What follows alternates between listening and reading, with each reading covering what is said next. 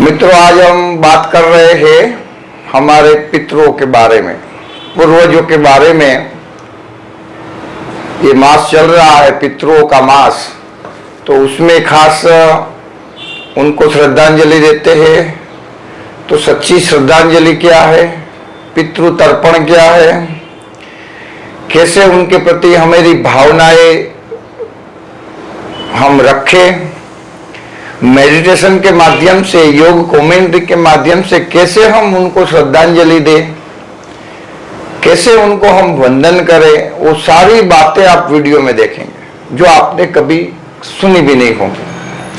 तो पूरा वीडियो अंत तक देखना, ऐसे ऐसे करके लास्ट में नहीं चले जाना। 5-10 मिनट का वीडियो है, पूरा वीडियो हम देखेंगे।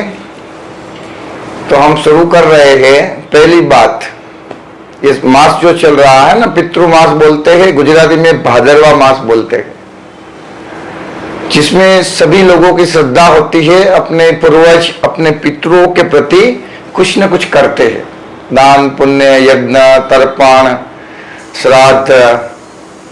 तो हम क्या करें, तो सारी चर्चाएं हम कर रहे हैं। तो कोई भी आत्मा शरीर छोड़ती है तो 10-12 दिन वो यहां रहती है,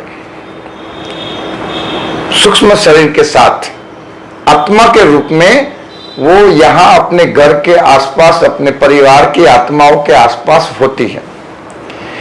और परमात्मा ने बताया, ब्रह्मा कुमारी के बारे में आपने सब सुना होगा, ज्ञान में जाते होंगे तो हमको मालूम है कि आत्मा अजर अमर और अविनाशी है। आत्मा कभी मरती नहीं है, जिनको कोई मार न सके, अग्नि उसको जला न सके, शस्त्र उसको छेद न सके, पानी उसको भिगो न सके। ऐसे गीता में कहा ना, आत्मा अजर अमर अविनाशी है। तो हमारे जो भी पूर्वज गए हैं, पितृ गए हैं, मम्मी पापा दादा दादी नाना नानी मामा काका चाचा जो भी गए हैं, वो सब यहाँ ही मौजूद है। यहाँ ही माना 10-12 दिन यहाँ ही थे। फिर 10-12 दिन के बाद उनका जो कर्म है, जो श्रेष्ठ उनके जो भाग्य है, कर्म माना, तो जहां भी 4, चौथा, 5वां महीना जिस माताओं को चल रहा होगा, प्रेगनेंसी होंगी, तो वहां वो आत्माएं जाके प्रवेश करती है और वहां नया जन्म लेती है। मेजोरिटी ऐसा होता है। कभी कभी एक अपवाद रूप में हजारों लाखों में एक केस ऐसा होता है कि कुछ आत्महत्या कर ली, सुसाइड कर लिया, या छोटेपन में मृत्यु, या कुछ बहुत आशाएं थी और मर गए। ऐसी हालात में तो कई बार आत्माएं भटक जाती है। 10-12 दिन के बाद उनको अपना शरीर नहीं मिलता है तो आत्माएं भटकती रहती है। तो हम क्या करें, उनका वीडियो हम दूसरा देखेंगे। लेकिन मेजोरिटी तो जन्म ले लिया है, तो हम क्या करें। तो कई बार कई लोग ऐसे सोचते हैं कि हमारे पितृ, कई जीवन में कई तकलीफें होती है, कई लोगों को मुश्किल, समस्या, कलयुग है तो वो तो होंगी, कोई मुश्किल है, दुख है, बीमारी है, घाटा पड़ रहा धंधे में, तो ऐसे समझते हमारा पितरों के कारण ये सब हो रहा है। हमारे जो वड़वाए है, पितरुए है, हमारे जो उसको सुरापुरा बोलते हैं या कुर्दन बोलते हैं, कई अलग अलग नाम से उसको याद करते हैं। माना अपने कोई है, उनके कारण हम दुखी हुए हैं, उनको सदगति नहीं हुई है, ऐसे मानते। तो पहली बात हम समझ ले दोस्तों कि हमारे जो पितृ है, हमारे जो पूर्वज है, हमारे जो अपने थे, जो हमारे गुड फ्रेंड थे, जो हम हमारे लिए शुभ भावना रखते थे, शुभ कामनाएं रखते थे, हम सुखी हो, रात दिन उसने मेहनत की, कमाई की, तो ऐसी आत्माएं हम थोड़ी हमको दुख देंगी। वो दुख दे सकती है, वो मेजोरिटी उसने जन्म ले लिया है। लेकिन अगर शायद नहीं भी लिया है तो उसको तकलीफ है, भटक रही है, तो भी अपने बच्चों को थोड़ी हैरान करेंगी, उनको बीमार करेंगी, उनको एक्सीडेंट करेंगी। ऐसा नहीं हो सकता, ऐसा नहीं हो सकता। वो हमको दुख दे ही नहीं सकते, कुछ भी हो जाए, वो कितने भी कष्ट में हो। इसलिए ये बात दिमाग में निकाल लो कि हमारे पितरों हमको दुख दे रहे हैं, वो नहीं हो सकता।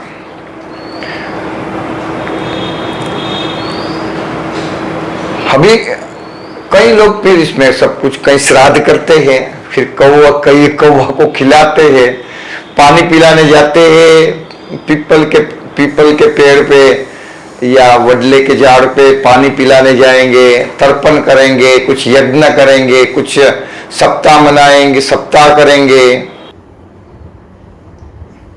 कौवे को खीर खिलाना वो भी करते हैं, लेकिन अभी कौवा ही नहीं है।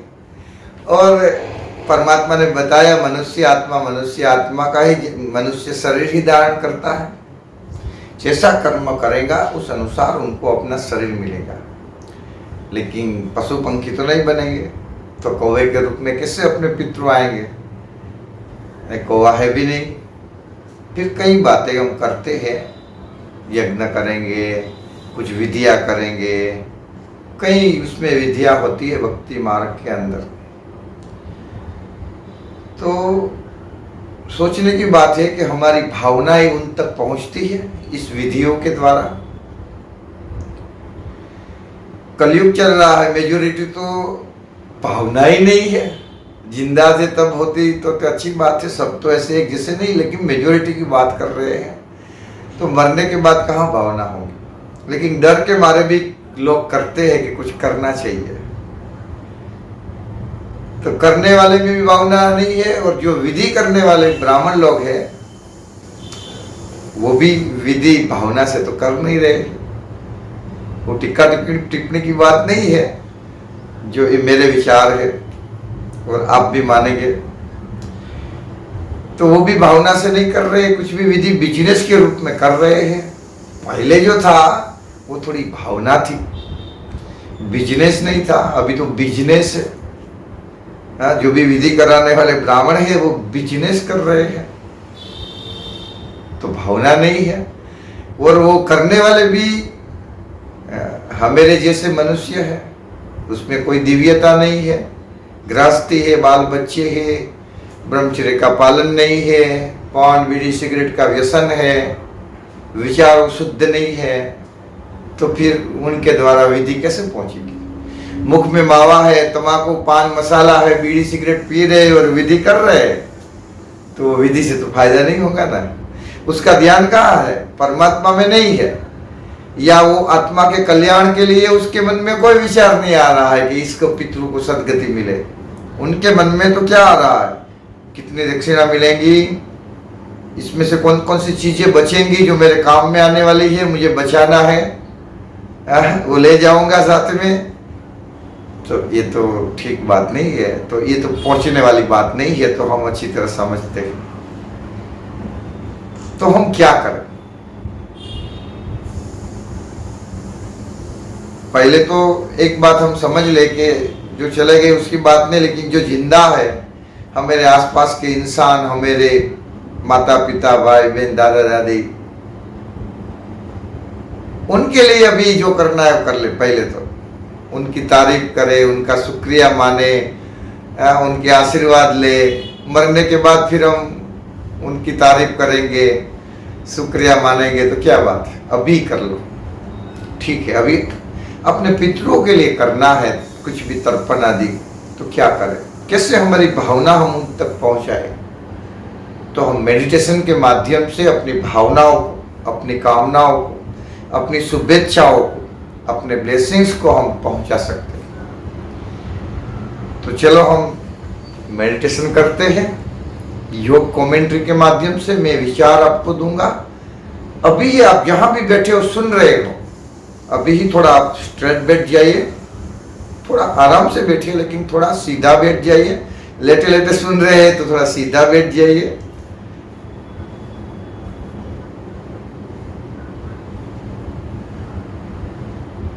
और 2 गहरी सांसें लीजिए और अपने को यहां बैठा हुआ ज्योतिर्बिंदु आत्मा अनुभव करें। क्या अनुभव करें?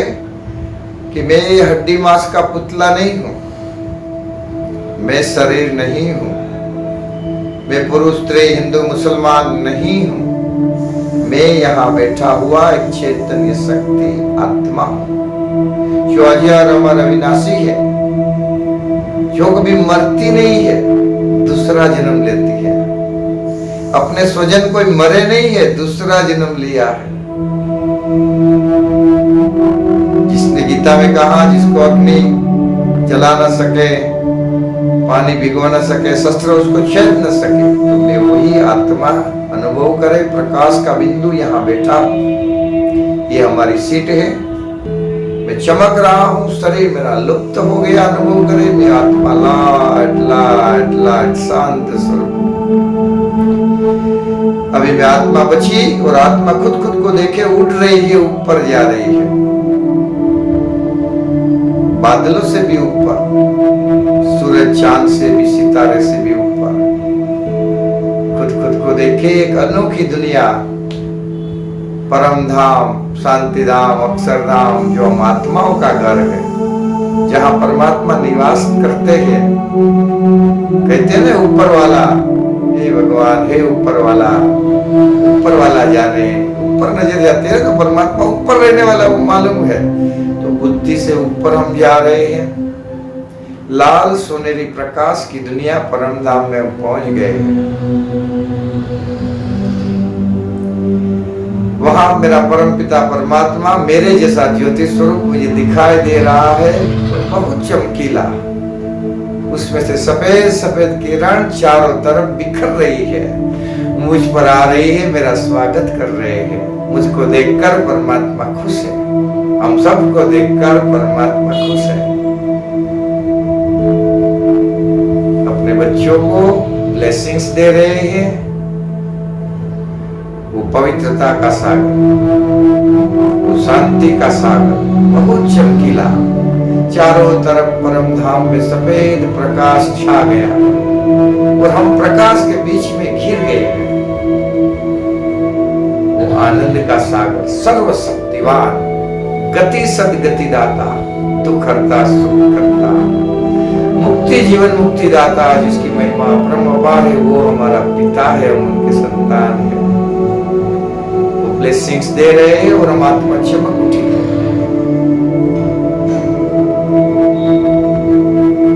अभी हमारे जो भी पूर्वज है, पितृ है, दादा दादी, अंकल आंटी, चाचा चाची, मामा मामी, नाना नानी, जो भी गए हैं, वो सभी आत्माएं, जिसको कहीं पर हम जानते भी नहीं है, देखा भी नहीं हमने, लेकिन हमारे जो भी पूर्वज है, पितृ है, उस सभी आत्माओं वहां इमर्ज कर वहां पहुंच गई है ज्योतिर्बिंदु के रूप में।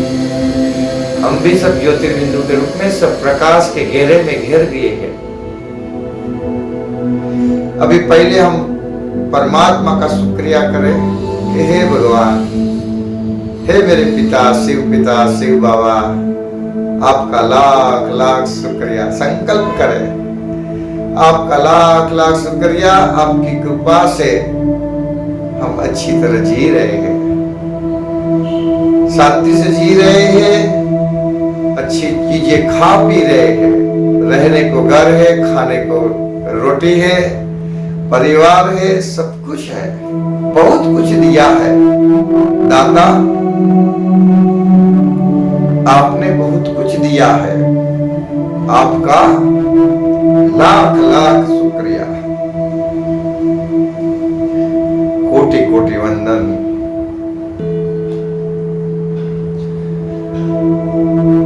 आपकी कृपा हमेशा हम पर बरसती रहे, आपकी कृपा ऐसे ही हम पर बरसती रहे, आपका लाख लाख शुक्रिया।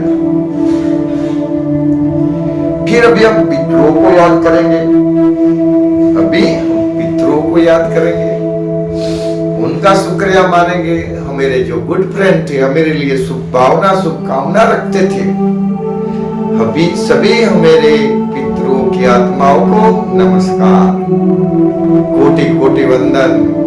आपका भी लाख लाख शुक्रिया। आपके कारण हम इस मुकाम पर है, हमारे जीवन में सुख शांति है। आपकी मेहनत, आपकी भावनाएं, आपकी कुर्बानी, आपके आशीर्वाद से हम यहाँ पर है, जिंदा है और खुश है। आप सभी भी जहां हो, जो भी जीवन में जी रहे हो, वहां परमात्मा की ब्लेसिंग्स आपको मिले, आप सुखी हो, आप सुख खुश रहे, आप मंगलमय हो आपका जीवन, और अनुभव करें परमात्मा की ब्लेसिंग सभी आत्मा के ऊपर पड़ रही है, सभी आत्माओं के ऊपर पड़ रही है।